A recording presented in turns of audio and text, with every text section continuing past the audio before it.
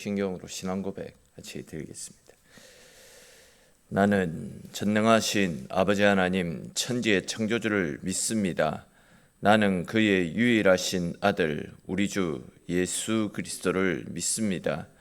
그는 성령으로 잉태되어 동정녀 마리아에게서 나시고 본디오 빌라도에게 고난을 받아 십자가에 못 박혀 죽으시고 장사된 지 사흘 만에 죽은 자 가운데서 다시 살아나셨으며 하늘에 오르시어 전능하신 아버지 하나님 우편에 앉아 계시다가 거기로부터 살아있는 자와 죽은 자를 심판하러 오십니다.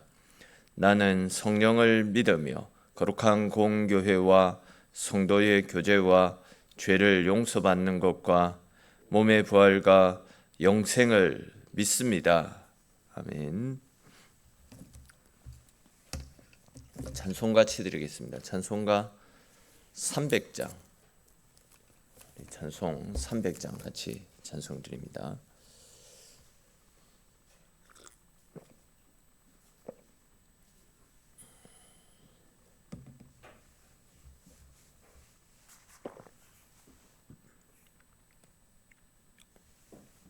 찬송가 300장 찬송 드리겠습니다. 내 맘이 낙심되며 근심에 눌릴 때 주께서 내게 오사 위로해 주시네. 가는 길 캄캄하고 괴로움 많으나 주께서 함께하며 내 짐을 지시네. 그네가 내게 족하네. 그네가 족하네. 이 괴로운 세상 지날 때 그네가 족하네. 희망이 사라지고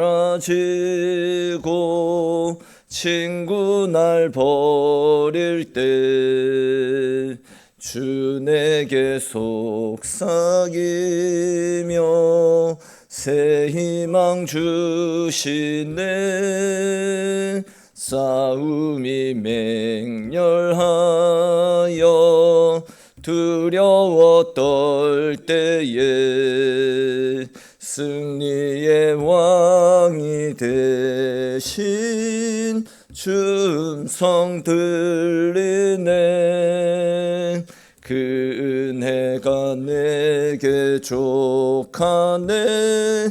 그네가 족하네. 이 괴로운 세상 지날 때 그네가 족하네. 범민이 가득하고 눈물이 흐를 때 주 나의 곁에 오사 위로해 주시네.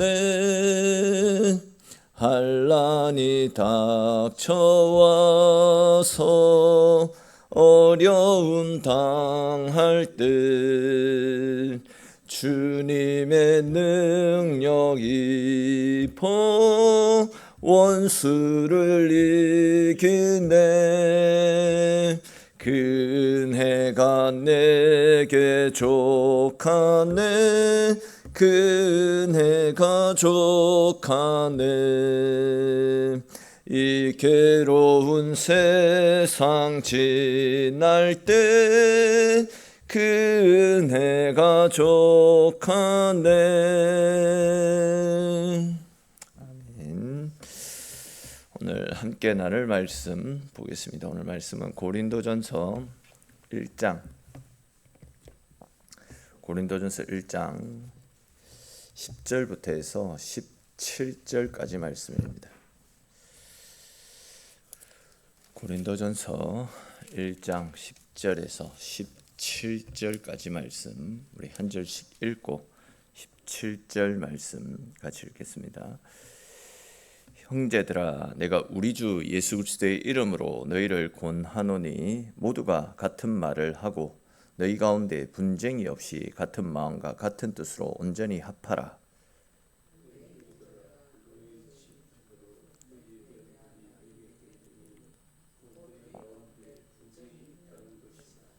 내가 이것을 말하거니와 너희가 각각 이르되 나는 바울에게, 나는 아볼로에게, 나는 게바에게, 나는 그리스도에게 속한 자라 한다는 것이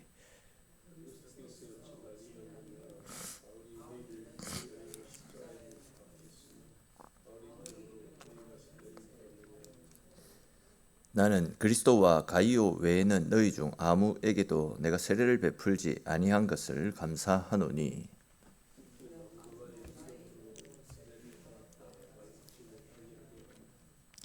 내가 또한 스데바나 집 사람에게 세례를 베풀었고 그 외에는 다른 누구에게 세례를 베풀었는지 알지 못하노라. 그리스도께서 나를 보내심은 세례를 베풀게 하려 하심이 아니요 오직 복음을 전하게 하려 하심이로되 말의 지혜로 하지 아니함은 그리스도의 십자가가 헛되지 않게 하려 함이라. 아멘. 어제까지 우리가 살폈던 1장 9절까지의 말씀은 고린도 교회를 향한 바울의 문안인사와 더불어서 고린도 교회 성도들에 대한 감사, 또 하나님의 신실하심을 기록한 고린도전서의 전입부 부분을 어제 살폈습니다. 그리고 이제 오늘부터 살펴보게 될 1장 10절부터의 말씀은 바울이 전에 들었었던 고린도 교회에 산적해 있었던 고린도 교회에 대한 고린도 교회에 있던 그 문제에 대해서 책망과 교훈하는 말씀들을 기록하고 있습니다. 그 중에서도 이제 1장 10절부터 해서 4장 21절까지는 고린도 교회가 분열되어져 버렸던 상황들을 책망하면서 조속히 십자가로 하나 되어질 것을 촉구하는 말씀들이 기록이 되어져 있습니다. 그 내용들을 하나씩 자세히 살펴보도록 하겠습니다. 먼저 10절부터 12절까지 말씀을 잘 보시면 당시 고린도 교회는 고린도 교회를 설립했던 바울과 또 바울을 이어서 고린도 교회를 목회하며 성도들을 양육했던 아볼로, 그리고 또 사도 중에 수장이었던 베드로를 추종하며 따르는 무리들, 또 이제 오직 자신들만이 그리스도께 속하였다라고 주장하는 사람들로 이래저래 각각 다 나뉘어 있었습니다. 바울파, 베드로파, 아볼로파, 그리스도파 이런 식으로 다 나뉘어진 채 자기가 속해 있는 자기 파를 자랑하며 상대에 대해서 적대감을 가지고 경계하는 그런 상황이 고린도 교회 내에 펼쳐지고 있었더랬습니다. 특별히 이제 그들은 새 가족들이 교회에 찾아와 가지고 세례를 받고 교육을 받는 그런 가정 속에서 자기네들의 세력을 확장시키기 위해서 온갖 술수를 다해서 때로는 상대를 비난하고 비방하는 그런 치열한 치졸한 방법까지 사용해 가면서 자기 파의 세력을 확장시키는데 온갖 술수를 다 사용하고 있었습니다. 이런 것들이 교회 갈등으로 자리 잡고 있었던 겁니다. 이에 이제 사도 바울은 13절 말씀에서 이렇게 각각 나뉘어서 분쟁을 하고 갈등을 겪고 있는 고린도 교회 성도들에게 그리스도께서 어찌 나뉘었느냐? 그리스도는 나뉘지 않았다. 이런 말씀을 하고 있습니다. 거기에 대해서 바울이 너를 위해서 십자가에 못 박혔으며 바울의 이름으로 너희가 세례를 받았느냐? 이런 반문을 하는 장면도 나타납니다.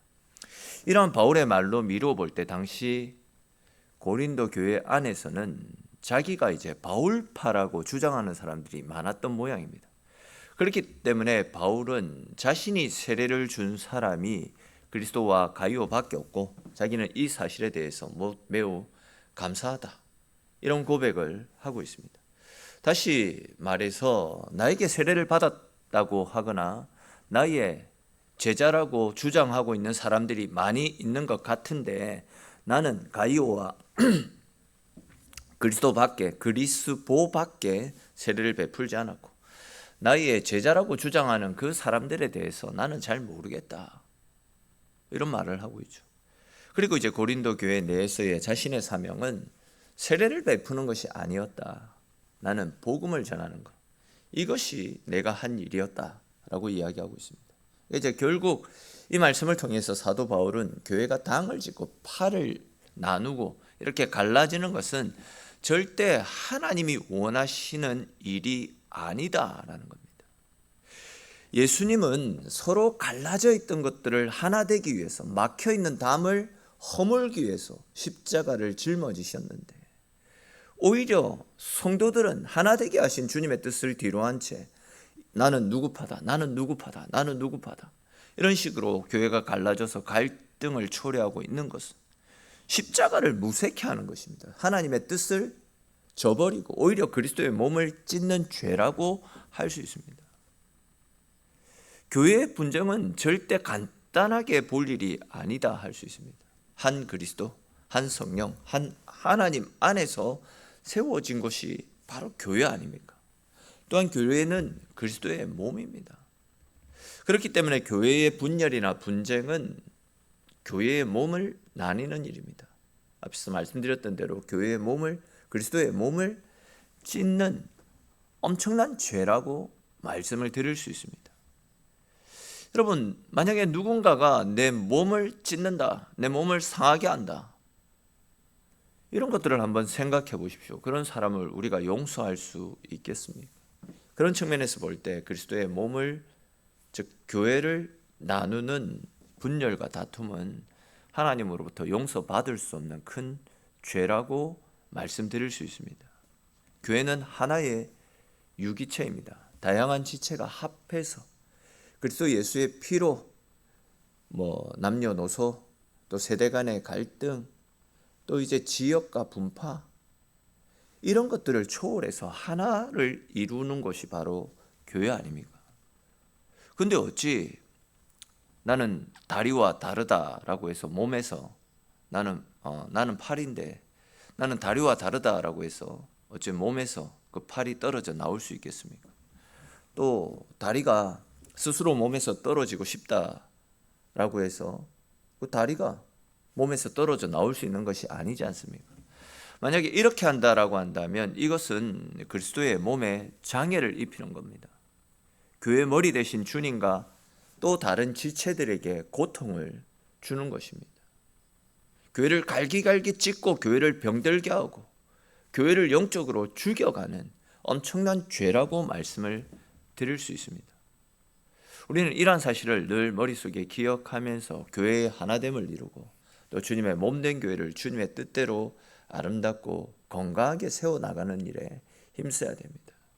결코 갈등으로 말미암아 교회가 분열이 되어지고 갈등으로 말미암아 서로 다투고 분쟁하고 하나님의 뜻이 아닙니다. 교회는 그리스도께서 하나 되게 하신 그 뜻을 이루어서 우리도 서로 하나됨을 이루고 하나님의 말씀 가운데 든든하게 세워지는 것, 이것이 교회의 본분이고 우리가 마땅히 행해야 되는 일이다라는 것을 꼭 기억하시며 우리가 힘써서 교회 하나됨을 이루어 나가는 일에도 열심을 내며 살아가는 저와 여러분들이 되시기 바랍니다. 또 이제 이어지는 13절에서 16절까지 말씀에도 보시면 사도 바울은 분열과 다툼 가운데 있던 이 고린도 교회를 향해서 엄한 책망을 합니다. 그러면서 이제 고린도 교회의 분열의 발단이 되었던 세례 문제에 대해서 또 집중적으로 거론하는 것을 볼 수 있습니다.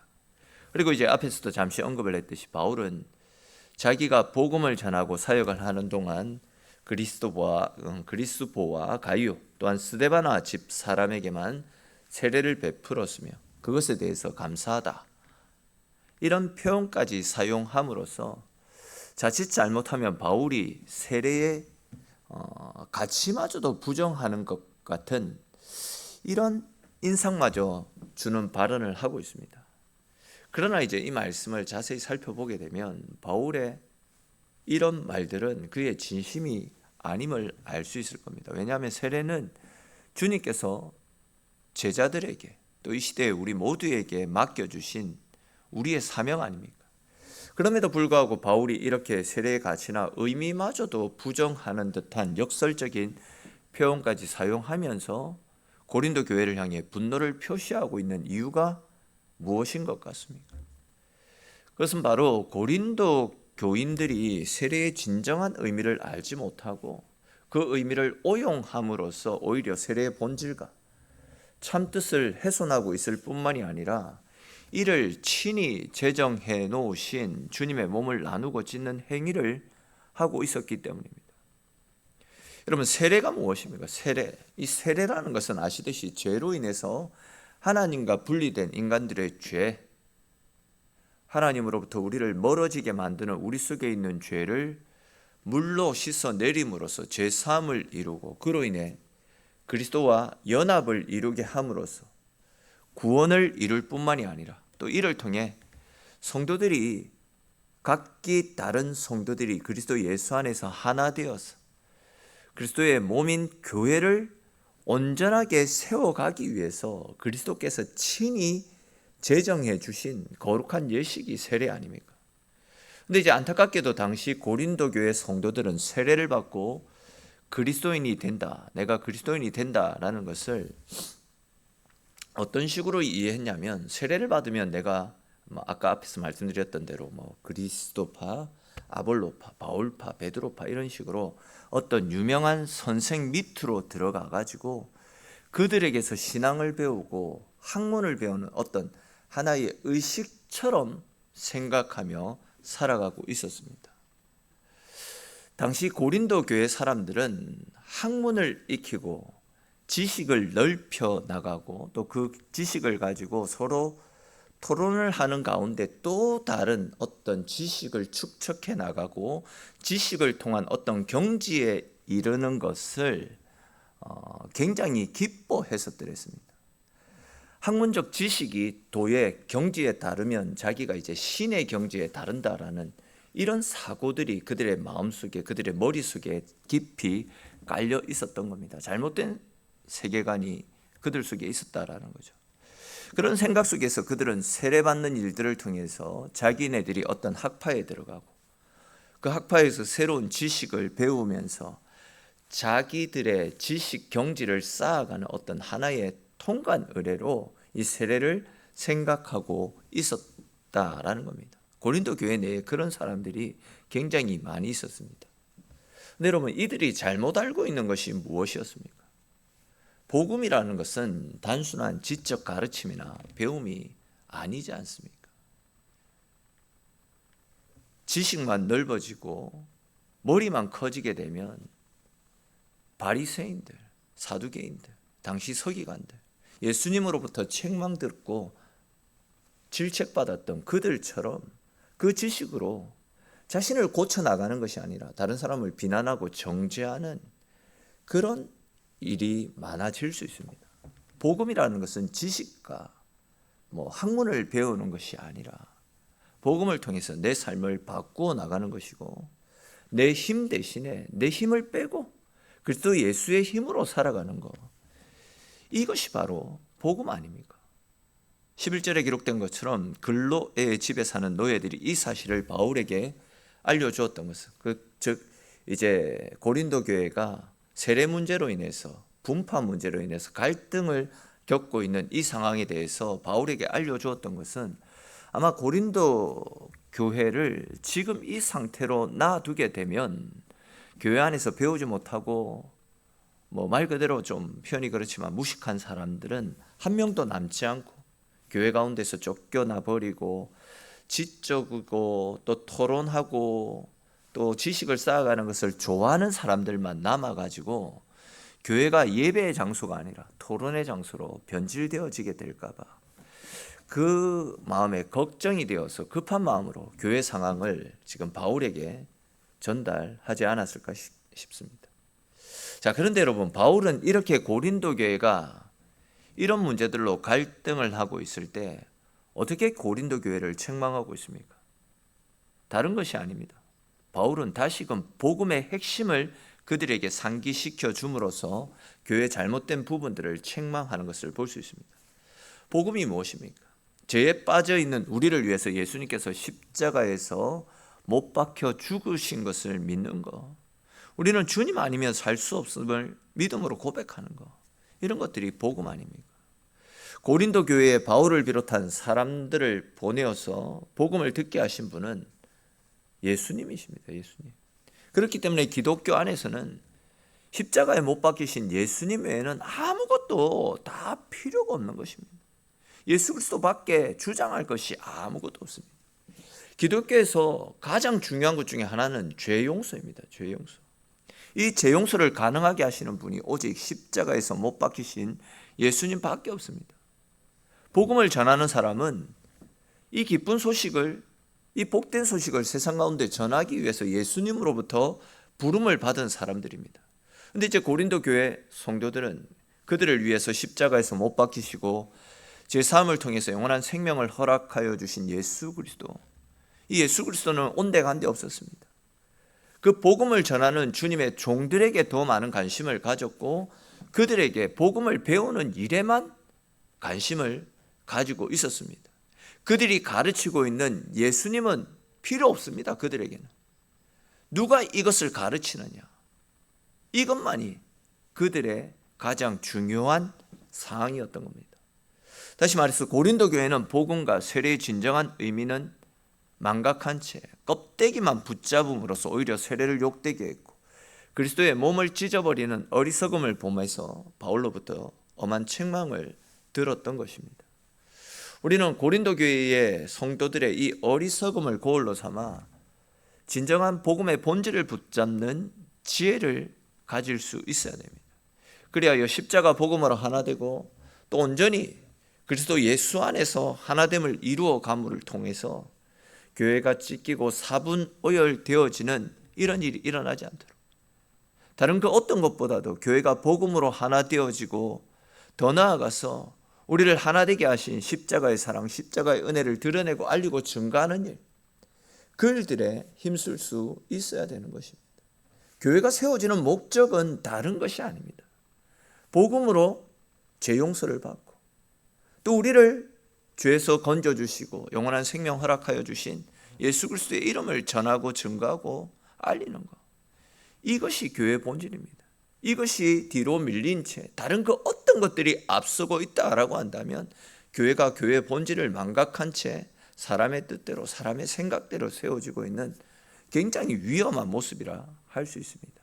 오늘 나는 이 말씀을 꼭 기억하시고 다른 그 어떤 것들보다도 복음으로 죄 씻음 받은 하나님의 은혜 앞에 감사하면서 또 그 은혜에 증인되어서 교회를 교회되게, 또한 하나님의 복음을 복음되게 세워나가는 일에 애쓰고 힘쓰며 언제나 믿음 안에서 주님 안에서 살아가시는 저와 여러분들의 삶이 될 수 있기를 주님의 이름으로 축원합니다. 기도드리겠습니다. 하나님, 오늘도 주의 백성들과 함께하는 하루를 열어주심에 주님 고맙고 감사합니다.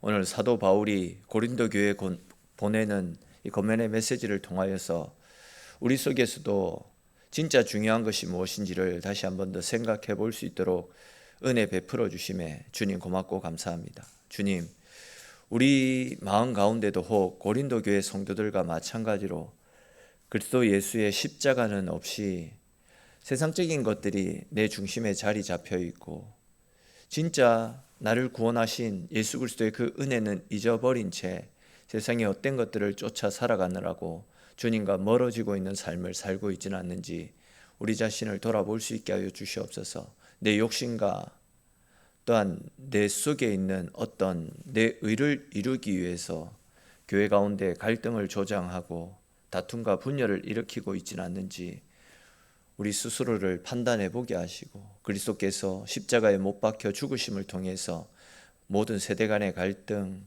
또한 지역과 또한 또 계층 간의 갈등, 이 모든 갈등들을 다 허무시고 하나됨을 이루셨던 것처럼 우리도 주님께서 친히 우리에게 보이셨던 그 본을 따라서 하나됨을 이루어 가기에 애쓰고 힘쓰며 때로는 나를 내려놓고 나를 희생함으로 주님의 십자가의 사랑을 드러내고 알리는 일에도 열심을 내어서 교회가 교회답게 세워지는 일에 우리 한 사람 한 사람 모두가 귀하게 쓰임 받을 수 있도록 주님 은혜 베풀어 주시옵소서.